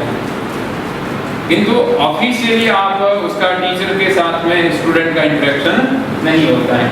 जबकि मूक में आप देखिए, मूक से है टीचर स्टूडेंट ग्रुप्स, क्योंकि आप उस कोर्स में जब आप एनरोल होते हैं तो उस कोर्स का जो भी कोऑर्डिनेटर है या टीचर है उसके साथ में आपका एक ग्रुप होता है, उसके साथ में आपका इंटरेक्शन होता है एक निश्चित अवधि पर। मूक से टीचर स्टूडेंट ग्रुप्स वेयर मूक कोऑर्डिनेटर या मूक teacher interacts with the learners. जो भी लर्नर है, जो भी पढ़ने वाले हैं, उनके साथ उस टीचर का या कोऑर्डिनेटर का इंटरेक्शन होता है। और लर्नर कैन अर्न सर्टिफिकेट, ये मूक में विशेषता है। ईपीजी पाठशाला को आप वहाँ से ज्ञान अर्जन कर सकते हैं, बहुत कुछ आप उसमें से सीख सकते हैं और बहुत उसमें अच्छे पाठ्यक्रमों की वीडियो आपको मिलेंगे। और जिन वक्ताओं को सुनने के लिए कभी कभार हम लालायित रहते हैं कि अरे इनसे मुझे साहित्य का सुनना है, इनसे मुझे व्याकरण का, ये इस विषय के और इस टॉपिक के ऊपर व्याकरण का मुझे इनसे सुनना है, वो सब आपके लिए वहाँ अवेलेबल है। तो लेकिन उसको आप ज्ञान प्राप्त करने का एक बहुत ये अद्वितीय साधन है ईपीजी पाठशाला, पर उससे इसको आप पढ़कर वहाँ से कोई अगर आप सर्टिफिकेट प्राप्त करना चाहें तो ईपीजी पाठशाला से आपको सर्टिफिकेट नहीं मिलेगा। लेकिन मूक में आप एनरोल होकर ज्ञान भी प्राप्त कर सकते हैं और एक क्रेडिट भी प्राप्त कर सकते हैं, सर्टिफिकेट प्रमाण पत्र भी प्राप्त कर सकते हैं। तो learner can earn certificate credit on successful completion of मूक कोर्स ऑन स्वयं प्लेटफॉर्म। आप अगर कंप्लीटली सक्सेस यदि कंप्लीट वो कोर्स कर लेते हैं और जो भी उसके पैरामीटर हैं, असाइनमेंट है या क्विज है या जो एग्जामिनेशन हुआ है, उसको अगर आपने पास किया है तो आपको क्रेडिट की भी प्राप्ति हो सकती है, क्रेडिट भी मिलते हैं और सर्टिफिकेट भी मिलता है। और सर्टिफिकेट यानी जो आपका यहाँ से आप ऐसा कोई डिप्लोमा पाठ्यक्रम कर रहे हैं या और कोई दूसरा पाठ्यक्रम कर रहे हैं, उसकी जितनी वैलिडिटी है वैसी की वैसी उसकी वैलिडिटी है। ऐसा नहीं कि उसकी वैलिडिटी ऑनलाइन मिला है तो उसकी वैलिडिटी नहीं है, हाँ, क्योंकि वैलिडिटी उसकी उतनी ही है। केवल वो जो ज्ञान के संक्रमण का जो मोड है, माध्यम है, वो माध्यम वहाँ ऑनलाइन रहता है, केवल वेद उतना है। यहाँ कन्वेंशनल मेथड है, वहाँ ऑनलाइन मेथड है। तो ये जो चार हमने कहे थे, तो ये जो स्वयं प्लेटफॉर्म पर जो मूक हमें अवेलेबल होता है, जिसके जो 4 क्वाड्रेंट्स में जो ई कंटेंट अवेलेबल होता है, उसका स्ट्रक्चर यदि हम देखें तो मान लीजिए कि कोई एक कोर्स है ना, एक टॉपिक है, उस टॉपिक के ऊपर आपको ई कंटेंट मटेरियल मिलेगा मॉड्यूल के रूप में। और ईपीजी पाठशाला में तो फिर भी आपको जो ई कंटेंट है वो ज़्यादा बड़ी मात्रा में मिलता है। उसमें कहीं कहीं तो लगभग एवरेज 15, 20 या 25-30 पेज होते हैं। एक मॉड्यूल है, यानी एक प्रश्न पत्र है, मान लीजिए एक प्रश्न पत्र में ईपीजी पाठशाला में 40 मॉड्यूल होते हैं। यानी अगर कोई व्याकरण में है ना, आप अगर व्याकरण में जैसे शास्त्री फर्स्ट ईयर के फर्स्ट सेमेस्टर में यदि आप व्याकरण पढ़ रहे हैं तो उसमें एक जो आपका प्रश्न पत्र है उसमें 40 मॉड्यूल हैं। तो एक एक मॉड्यूल के ऊपर आपको वहाँ ई टेक्स्ट मिलेगा। मूक में वो बहुत लिमिटेड बहुत कम, क्योंकि आप एक हमारे मनुष्य की एक सहज स्वभाव है, एक हमारी ह्यूमन टेंडेंसी भी होती है कि हम ऑनलाइन रहते तो खूब है। अगर आप हमारा जो वीकली ऐसा अगर रिपोर्ट निकालें, जैसे पूरा फुल बॉडी चेकअप होता है, उसी तरह से फुल मोबाइल चेकअप भी करें। और मोबाइल में भी आजकल ऐसे बहुत सारे एप्लीकेशंस ये आते हैं कि आपने एक सप्ताह में कितने घंटे यूज किया है, कहाँ यूज किया है, किस एप्लीकेशन पर यूज किया, कितना समय, सुबह कितना कर रहे हैं, दोपहर में कितना है। ऐसा यदि हम असेसमेंट करें तो जनरली जो हमारा जो माइंड है वो बहुत फिकल होता है। तो 10 या 15 सेकंड तक आप कोई भी वीडियो देखेंगे, उसके बाद में अंगूठा चल ही जाएगा, आगे या पीछे, ऊपर या नीचे कहीं हो ही जाएगा। तो लंबे लंबे वीडियो हैं ये इस पर नहीं होते हैं। मॉड्यूल एक ही रहेगा, एक ही मान लीजिए कि 1 घंटे का आधा घंटे का टॉपिक है, तो उसको 10-10 मिनट के 3 वीडियो में बांट देते हैं, बहुत छोटे छोटे। तो 10 मिनट का वीडियो है वो आप बिना पॉज किए, बिना दूसरा कहीं स्किप किए आप आराम से देख सकते हैं। घंटा भर का अगर वीडियो आपको कहें कि रोजाना आपको क्या नाम है 1-1 घंटे के 3 वीडियो देखते हैं, आप नहीं देख पाएंगे। शुरुआत में थोड़ा जोश से देख सकते हैं, लेकिन बाद में नहीं देख पाएंगे। तो इसका जो ये ई कंटेंट डेवलप करने के लिए जो इसका एक मेथड रखा है, तो ई टेक्स्ट मटेरियल है वो भी आपको 8 से 10 पेज में मिलता है, और वीडियो है वो भी 20 से 25 मिनट का जो वीडियो है वो भी आप अपने दो या 3 भागों में बटा रहता है, 10-12 मिनट का, 10-12 मिनट का ऐसा। तो ई टेक्स्ट मटेरियल है वो भी इसका एक स्ट्रक्चर का एक हिस्सा है। फिर वीडियो है, वीडियो निर्माण भी इसमें होता है। फिर learn more and self assessment questions, और वक्ता है, उस वक्ता ने अपने विषय की प्रस्तुति वीडियो के माध्यम से कर दी है, और आपको ई कंटेंट के रूप से उस विषय को अवेलेबल भी करवा दिया है, लिखित रूप में भी अवेलेबल करवा दिया है। फिर भी उससे संबंधित और विषय और ज्ञान है, और उस विषय से संबंधित ज्ञान प्राप्त करने के लिए और कौन कौन से रिसोर्सेज हो सकते हैं, उन रिसोर्सेज की जानकारी, और आप उसको कितना समझे हैं उसको असेस करने के लिए, उसका मूल्यांकन करने के लिए, इसमें असेसमेंट भी इसका एक स्ट्रक्चर का एक हिस्सा असेसमेंट है। टीचर्स की तरफ से भी स्टूडेंट को क्वेश्चन हो सकते हैं, स्टूडेंट का यदि कोई क्वेश्चन या कोई क्वेरी है तो वो भी टीचर है, वो टीचर उसको सॉल्व करता है, वो भी इसका एक स्ट्रक्चर है। और graded questions for internal assessment है, जैसे हमारा ये ट्रेडिशनल मेथड में जब हम पाठ्यक्रम में कोई भी विद्यार्थी एनरोल होता है तो उसके असेसमेंट के भी मूल रूप से 2 पार्ट होते हैं, एक इंटरनल असेसमेंट है और दूसरा जो रिटन असेसमेंट होता है।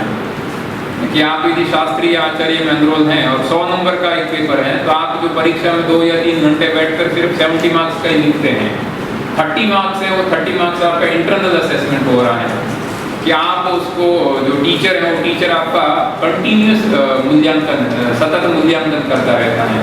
कहीं वो क्विज के द्वारा करता है, आपकी उपस्थिति के द्वारा करता है, आपको प्रश्न के द्वारा करता है, कुछ असाइनमेंट देता है, उसको आप पूरा करके देते हैं। तो उसी तरह से मुख्य पाठ्यक्रम में भी इस तरह के graded questions for internal assessment रहते हैं, ये इसका स्ट्रक्चर हो गया। और इसमें ये जैसे डिस्कशन फॉर्म भी रहता है, क्योंकि आप स्टूडेंट का ग्रुप है, तो जो ग्रुप है उस ग्रुप में आप जो भी उसका कोऑर्डिनेटर है या टीचर है उसके साथ में आप ask a question for the topic और get announcement for the course at learner dashboard. और जो स्वयं प्लेटफॉर्म है उस पर जब आप एनरोल करते हैं तो पूरा आपका जो एक डैशबोर्ड, एक आपका जो पेज है वो पेज वहाँ क्रिएट हो जाता है। तो आप कौन से कोर्स में एनरोल हैं, कितना उसका कोर्स का अभी आपने कितना उसका असाइनमेंट है वो पूरा कर लिया है, कि क्या ड्यू है और उसका क्या शेड्यूल है, और कितने क्रेडिट आपके अर्निंग हुए हैं, वो सारा का सारा उस स्वयं प्लेटफॉर्म का जो डैशबोर्ड है उस पर अवेलेबल रहता है। नेक्स्ट, अभी जो फॉर क्वाड्रेंट्स में जो कहा था वो एक तो ई ट्यूटोरियल रहता है जिसमें हाई क्वालिटी की video lecture and multimedia instructions and lectures bye best teachers, E tutorial रहता है। मूक में जो भी आप पाठ्यक्रम बनाएं तो उसका जो फॉर क्वाड्रेंट्स का जो कोर्स है तो एक तो ई ट्यूटोरियल रहेगा जिसमें यानी एक तरह से वीडियो, दूसरा रहेगा आपका ई कंटेंट यानी self instructional materials, e books, downloadable PDF, e content लिखित रूप में भी वह प्रोवाइड करते हैं।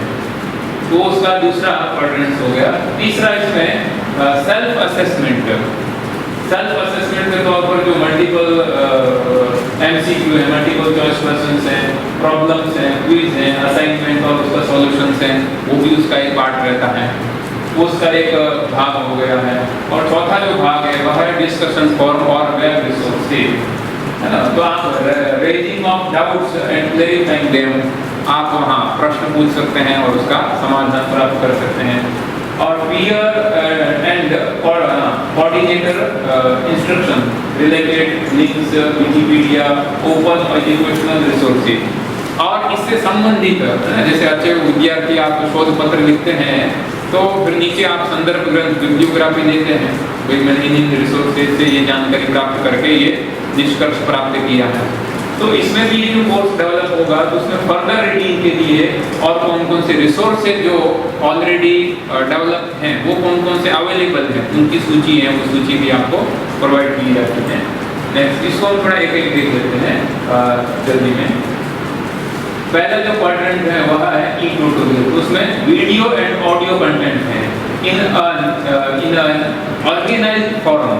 एक ऑर्गेनाइज्ड फॉर्म में वीडियो और ऑडियो वो दोनों अवेलेबल रहते हैं, यानी मोस्ट ऑफ आप देखेंगे तो इसमें जो वीडियो है बहुत ही हाई क्वालिटी के वीडियो रहते हैं, उनका जो आप ऑडियो देखेंगे या वीडियो क्वालिटी देखेंगे बहुत हाई क्वालिटी के हैं। ऐसा नहीं है कि छत पर बैठकर मोबाइल से ऐसे वीडियो बनाकर अपलोड कर दिया, ऐसा नहीं, बहुत ही स्टैंडर्ड के आपको वीडियो मिलेंगे।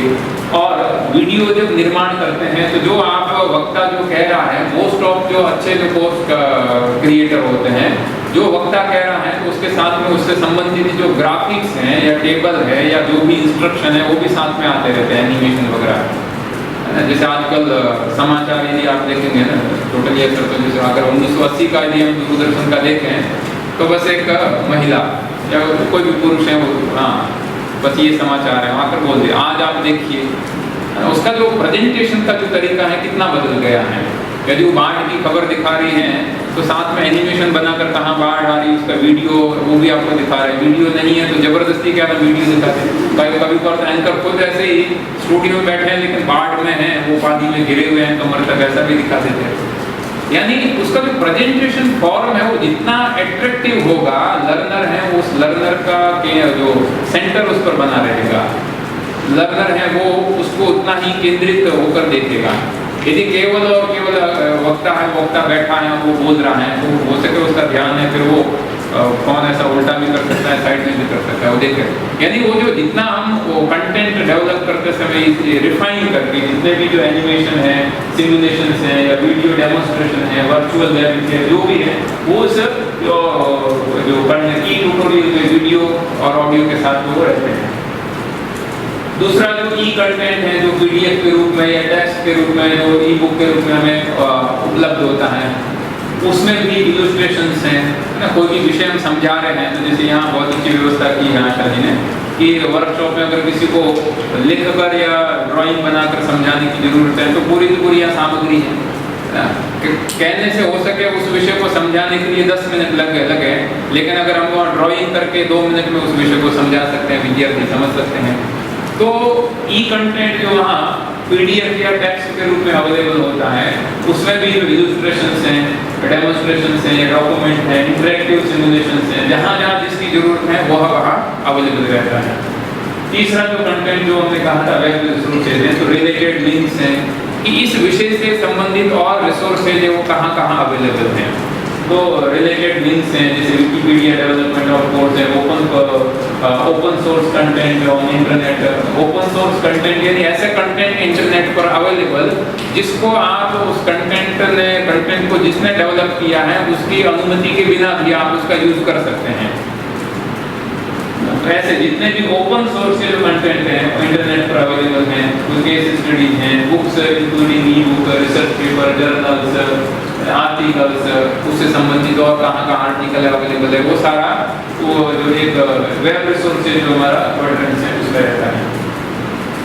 अंतिम जो इसका विभाग है वह सेल्फ असेसमेंट का हो गया, इसमें problem and solutions which could be in the form of MCQ, fill in the blanks, matching questions, short answer questions, long answer, quiz, assignment, and solutions, discussion form and topping and setting of the FAQ, frequently asked questions. ये एक तरह से क्या है clarification on general misconceptions कि जब किसी विषय की प्रस्तुति वह व्याख्याता करता है तो आपके माइंड में उससे संबंधित जो भी प्रश्न है या आपका जो भी मिसकंसेप्शंस हैं उससे संबंधित आप जो प्रश्न पूछते हैं तो उसका क्लैरिफिकेशन होता है। ये इसके 4 क्रेडिट हो गए। अब मूक जो एक करना है तो यानी स्टेप्स क्या रहेंगे, तो सबसे पहला ये है कि मेक अमेंडमेंट्स। यूनिवर्सिटी मान लीजिए कि अगर यूनिवर्सिटी को कोई मूक करना है तो अथॉरिटी है, उस अथॉरिटी अपना जो भी स्ट्रक्चर है, उस स्ट्रक्चर में उसको जो भी कॉम्पिटेंट अथॉरिटी है, ईसी है, एसी है, बोर्ड ऑफ स्टडी है, उसमें इस तरह का अमेंडमेंट करना होगा, जिसको हम रूल्स या ऑर्डिनेंस इत्यादि कहते हैं। हाँ, कि हम ये ऐसे ऐसे जो पाठ्यक्रम है, इस पाठ्यक्रम के ऊपर मूक का निर्माण करेंगे।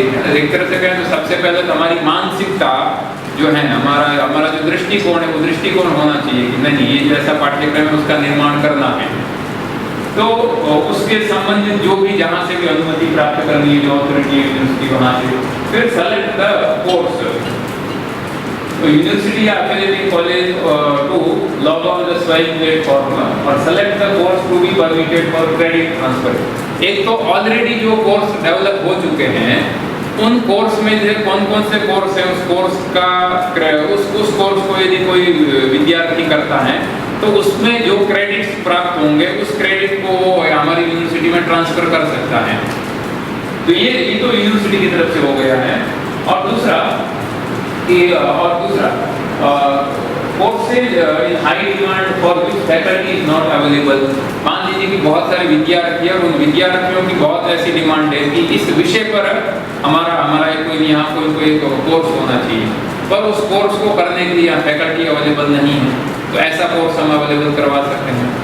दूसरा, इलेक्टिव कोर्सेज और for supplementing teaching learning process while ensuring that physical facilities like laboratory, computer facilities, library, etc. required for the courses are made available free to the students in adequate measure. तो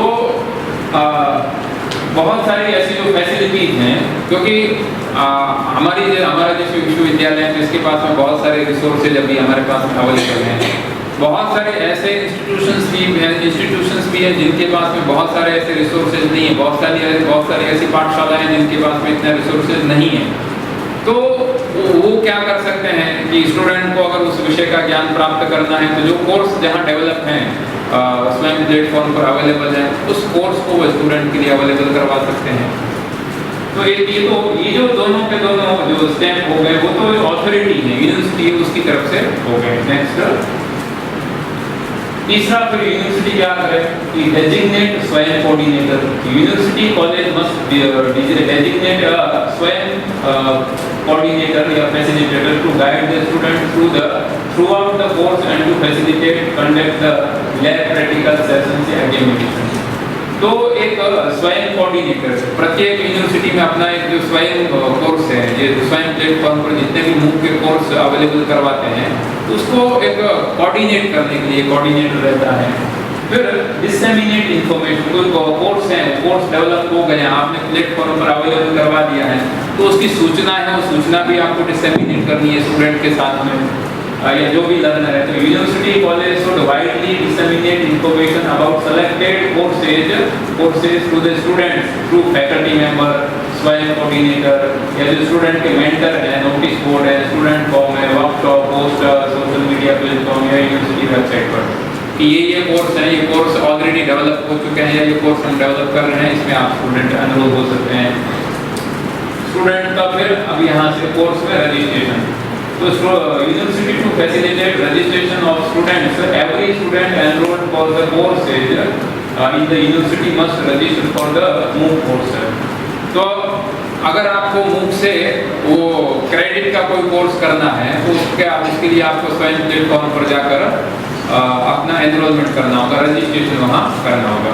तो registration आपने कर लिया। फिर जो course coordinator है वह CC shall evaluate the student registered for the MOOC courses. उस कोर्स में कितने स्टूडेंट हैं वो रजिस्टर्ड हुए हैं, और कहीं कहीं तो ऐसे कोर्सेज हैं, उस एक कोर्स में मतलब हजारों की संख्या में स्टूडेंट हैं वो एनरोल हो गए हैं। और अभी भी ऐसे कुछ कोर्सेज हैं जिसमें संख्या 5, 10, 15, 20, 50, 100 नहीं है, हजारों की संख्या में स्टूडेंट हैं वो एनरोल होते हैं। और फिर जो कोर्स में एनरोल होकर जो भी उसमें आप पढ़ते हैं, तो उसका डिस्कशन इत्यादि करके अंत में जो एग्जामिनेशन है, वो जो भी अथॉरिटी है, मोस्टली जो अभी एनटीए है, नेशनल टेस्टिंग एजेंसी एनटीए है, वो फाइनल एग्जामिनेशन लेती है। यूनिवर्सिटी को भी उसका एग्जामिनेशन लेने की जरूरत है। आप साइंस प्लेटफॉर्म पर एनरोल हुए हैं तो एनटीए आपका एग्जामिनेशन देकर आपको सर्टिफिकेट भी दे देती है। और उसमें सर्टिफिकेट में जो आपका जो मार्क्स हैं, वो मार्क्स भी जो वो भी आपका रिटन एग्जामिनेशन भी है और इंटरनल जो असेसमेंट के द्वारा जो आपका क्विज के माध्यम से, असाइनमेंट के माध्यम से या क्वेरी के माध्यम से जो टीचर के साथ में जो इंटरेक्शन हुआ था, तो इंटरनल असेसमेंट, इंटरनल मार्क्स और जो एक्सटर्नल मार्क्स, वो दोनों मार्क्स और जो ग्रेड हैं वो ग्रेड मार्कशीट पर अवेलेबल होते हैं। अंत में आपको सर्टिफिकेट मिल जाता है। Receipt of MOOC completion certificate from the host institution, the university to give equivalent credit weightage up to 20% course. Student हैं आप, आपका जो भी जो कोर्सेज हैं उसमें से आपके कुछ कोर कोर्सेज हैं, कुछ इलेक्टिव कोर्सेज हैं। जो शास्त्री में पढ़ रहे हैं उनके लिए आपका कोर सब्जेक्ट है, या आपका इलेक्टिव सब्जेक्ट है, या आपका मल्टी डिसिप्लिनरी कोर्स है, या आपका सॉफ्ट स्किल वाले ये कोर्सेज हैं। तो इसमें से आप जो भी कोर्स मूक में से आप करके यूनिवर्सिटी में वो क्रेडिट है वो आप ट्रांसफर करवा सकते हैं। जब आप ये तो केवल जानकारी, जब आप कोर्स वहाँ यूजीसी को या जो भी नेशनल कोऑर्डिनेटर हैं, नॉन नेशनल कोऑर्डिनेटर्स हैं, तो अगर आप नॉन टेक्निकल कोई न्यू कोर्स हम डेवलप करते हैं तो जब हम सबमिट करते हैं तो ये मुख्य रूप से इतनी बातें हमें वहाँ पूछी जाती हैं। ये ध्यान रखना, सबसे पहला नेम ऑफ द सब्जेक्ट, किस सब्जेक्ट का वह कोर्स है। फिर मूक का टाइटल क्या रहेगा ये कोर्स। तो अभी जैसे हम ये जो हमारा वर्कशॉप है तो पुराणावलोकन शैव वैष्णव भूमिका, तो कोई एक ऐसा उसका टाइटल रहे। मीडियम ऑफ इंस्ट्रक्शन क्या रहेगा, लैंग्वेज भाषा क्या रहेगी, इंस्ट्रक्शन का मीडियम हिंदी है, गुजराती है, संस्कृत है, इंग्लिश क्या रहेगा। कैटेगरी है, एप्लीकेंट के लिए कि किस कैटेगरी का, किस तरह का कोर्स है, यूजी कोर्स है, पीजी कोर्स है, सर्टिफिकेट कोर्स है, डिप्लोमा कोर्स है, किस तरह का कोर्स है। नेचर ऑफ द कोर्स, ये कोर कोर्स है कि इलेक्टिव कोर्स है। तो बहुत सारे कुछ इलेक्टिव कोर्सेज भी होते हैं, तो आप जैसे यहाँ कहीं कोर सब्जेक्ट भी पढ़ रहे हैं, इलेक्टिव सब्जेक्ट भी पढ़ रहे हैं, तो आप इलेक्टिव कोई पेपर है वो आप यहाँ नहीं पढ़कर उससे संबंधित या अपने ज्ञान का और विस्तार करने के लिए उससे संबंधित ऐसा कोई कोर्स अवेलेबल है डिस्पैन प्लेटफॉर्म पर, वो आप वो कोर्स का जो एक नेचर है वो नेचर भी वहाँ बताना होता है। फिर टाइप ऑफ कोर्स कि वो क्रेडिट का कोर्स है कि नॉन क्रेडिट का कोर्स है। क्रेडिट का कोर्स होगा तो उस कोर्स को यदि आप सक्सेसफुल यदि आप कंप्लीशन करते हैं तो आपको प्रमाण पत्र मिलेगा, क्रेडिट भी मिलेगी। कोर्स का ड्यूरेशन फिर आपको निश्चित करना है कि कोर्स का ड्यूरेशन है वो 4 सप्ताह से लेकर मैक्सिमम 16 सप्ताह तक भी हो सकता है। तो ड्यूरेशन है, उसके क्रेडिट्स हैं। कोर्स का जो ऑब्जेक्टिव है यहाँ से थोड़ा बहुत दिखता है कि जो भी पाठ्यक्रम डिजाइन करेंगे उनका ऑब्जेक्टिव क्या रहेगा। कोर्स का जो आउटलाइन है उसका जो कोर्स का जो करिकुलम है, एक प्रत्येक सप्ताह साप्ताहिक जो उसका पाठ्यक्रम है वो क्या रहेगा। फिर जब अप्लाई करते हैं तो मैं बस एक एग्जांपल लास्ट में दिखा देता हूँ। हमने जो अभी 4 कोर्सेज डेवलप जिसके लिए प्रपोजल तैयार करके यूजीसी को भेजे, तो आरंभ में उस कोर्स का थोड़ा परिचय भी देना होता है। तो ऐसा उसका एक वीडियो बनाकर वो वीडियो कहीं भी किसी भी प्लेटफॉर्म पर अपलोड करके उसका जो लिंक है यूट्यूब इत्यादि पर मोस्टली वहीं अपलोड करते हैं, तो उसका जो लिंक है वो लिंक भी ये पाठ्यक्रम क्या है, उस पाठ्यक्रम का थोड़ा परिचय, उसके बाद में उस पाठ्यक्रम का ऑब्जेक्टिव क्या है, आउटकम क्या रहेगा, उसका स्ट्रक्चर क्या रहेगा, उसका एक वीडियो बनाकर 5 या 7 मिनट का वीडियो है जो इन सारे टॉपिक को कवर करता है। और इस पाठ्यक्रम को करने के लिए प्री रिक्विजिट क्या रहेगा, पूर्व योग्यता क्या क्या रहती है, वो भी आप निश्चित कोई निर्धारित कर सकते हैं। लर्निंग आउटकम क्या रहेगा, इवैल्यूएशन मेथड क्या रहेगा, ऑनलाइन रहेगा, इसमें एग्जामिनेशन कैसा रहेगा, इंटरनल एग्जामिनेशन या जो रिटन एग्जामिनेशन उसका मेथड क्या रहेगा, कितने मार्क्स रहेंगे, और अंत में जो एग्जामिनेशन है वह एनटीए के द्वारा कंडक्टेड होता है। तो ये जो एक कोर्स का सैंपल जो हमने जैसे दर्शन विषय में एक हमने प्रपोजल रखा है और लगभग 12 सप्ताह का हमने एक कोर्स प्रपोज किया है यूजीसी को। नेचर ऑफ कोर्स आप लास्ट में देखेंगे कि 4 सब्जेक्ट हैं और 4 क्रेडिट का है, 4 क्रेडिट का है, और उस कोर्स के जो ऑब्जेक्टिव हैं और उस कोर्स का जो करिकुलम है 12 सप्ताह का है। तो पूरे के पूरे 12 सप्ताह में आप क्या क्या करेंगे, किस किस टॉपिक है उस टॉपिक को कवर करेंगे, उस सबको हमने वहाँ अपलोड किया है। और अभी आपका ये 4 कोर्स है और 12 वीक का ये कोर्स है और क्रेडिट का कोर्स है और यूजी कोर्स है ना। तो वीडियो कंस्ट्रक्शन ये यूजी ये थोड़ा अलग बताया।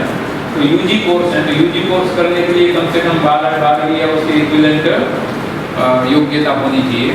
तो इस तरह का जो एक कोर्स है, ऐसे कोर्स के लिए भी हमने 4 कोर्स है जो हमारी यूनिवर्सिटी की तरफ से उसका प्रपोजल गया है।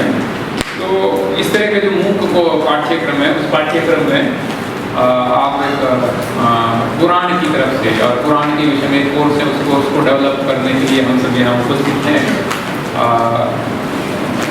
थोड़ा इंट्रोडक्शन के रूप में मैंने जितना मेरा नॉलेज था उसके अनुसार मैंने विषय की आपके साथ प्रस्तुति की है। 2 या 3 मिनट यदि आपका स्टूडेंट का यदि कोई प्रश्न है तो हम थोड़ा ले सकते हैं।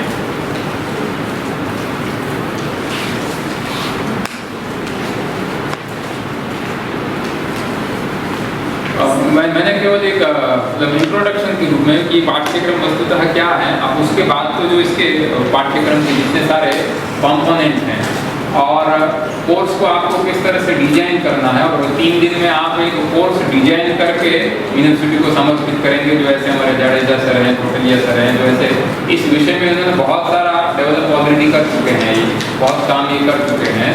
तो ऐसे जो मास्टर ट्रेनर्स हैं वो आपके साथ में यहाँ अवेलेबल हैं। तो शुरुआत में केवल सर आपके लिए कोई विषय बिल्कुल ही अपरिचित ऐसा तो है ही नहीं ना, एक एक इसकी पंक्ति या एक एक शब्द है उससे आप इसके परिचित हैं। और विद्यार्थियों को उद्देश्य करके मैंने इस विषय की थोड़ी प्रस्तुति की। और मैडम आप कुछ पूछ रहे हैं? सर इसमें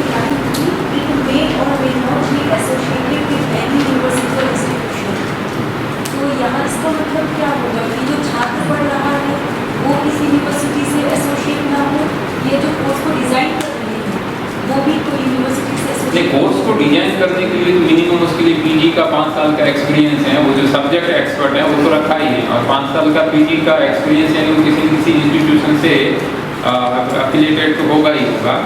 स्टूडेंट है वो स्टूडेंट किसी भी यूनिवर्सिटी में एनरोल होते हुए भी वह अपना जो रेगुलर कोर्स है उस रेगुलर कोर्स को तो वो करता ही रहेगा, और उसके साथ में वह ऑनलाइन जो मूक का कोई कोर्स है उस मूक के कोर्स को भी वो कर सकता है। और उस मूक के कोर्स को कोई यूनिवर्सिटी में एनरोल है वही कर सकता है। कोई जैसे कोई मान लीजिए कि आपणिक हैं, कोई व्यापारी हैं, बिजनेसमैन है, वो अगर करना चाहें तो वो भी कर सकता है। जरूरी नहीं है कि उसको किसी यूनिवर्सिटी में पहले किसी कोर्स में एडमिशन लेना ही होगा तो ही वहाँ वो कोर्स कर सकता है। तो मे और may not be associated with any institution learner can. जैसे हम निर्माण कर देते हैं और हमें अब उसको मार्केट में देना है तो हमें स्वयं पर वो रखना पड़ेगा, लेकिन इसकी जो प्रोसेस होती है यहाँ से स्वयं तक जाएगा कैसे? हाँ देखिए, वो बताया ना कि नेशनल लेवल पर 9 कोऑर्डिनेटर्स हैं, और हम जब तो उसमें एक CEC इस तरह का आफ्टरनून में ये सर बताएंगे 9 कोऑर्डिनेटर्स हैं, उसमें सर डिटेल में बताएंगे। सिर्फ कि वो अपनी तरफ से भी एक कॉल आउट करते हैं कि इस विषय पर हमें मूक के पाठ्यक्रमों का निर्माण करना है और साइंस प्लेटफॉर्म पर करेंगे। वो UGC है वो अपनी तरफ से भी कभी बार कॉल आउट करती हैं, और कॉल आउट नहीं है तो उनकी तरफ से एक नोटिफिकेशन आता है, उनकी वेबसाइट पर वो नोटिफिकेशन आता है। तो पोर्टल जब उद्घाटन होता है कि आप वो खोल सकते हैं और फिर ये जो आपने कोर्स डिजाइन किया उस कोर्स को आप वहाँ अपलोड कर सकते हैं। फिर उनका जो प्रोसेस है वो प्रोसेस से वो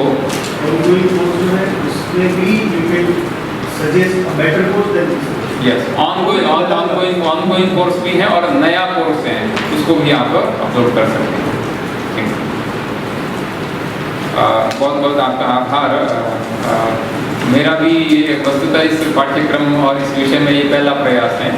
अतः कियता प्रमाणेन मया अत्र विषयः नाम मया अधिगतः भवतां कृते तस्य विषयस्य अवबोधः कारितः, तत्र भवन्तः एव प्रमाणं।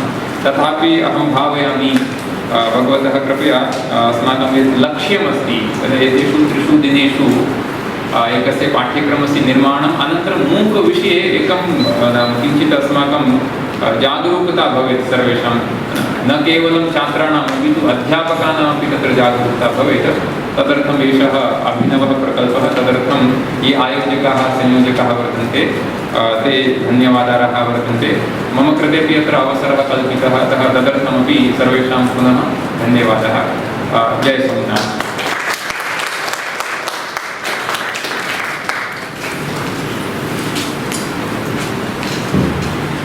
धन्यवाद महोदय ने जो हमें मूक के बारे में जो बताया उसको चतुर्वर्ग फल प्राप्ति के रूप में हम ले सकते हैं। भारतीय परंपरा में जो चतुर्वर्ग की व्याख्या अवतारणा की है, जिससे मूक में ज्ञान का उसने सम्यक हमारे सामने जो प्रस्तुतिकरण किया, ज्ञान यानी अभ्यासक्रम कैसे बन सकता है, क्रेडिट कैसे हो सकती है, वैलिडिटी क्या है मूक की, और सर्टिफिकेट कैसे प्राप्त कर सकते हैं।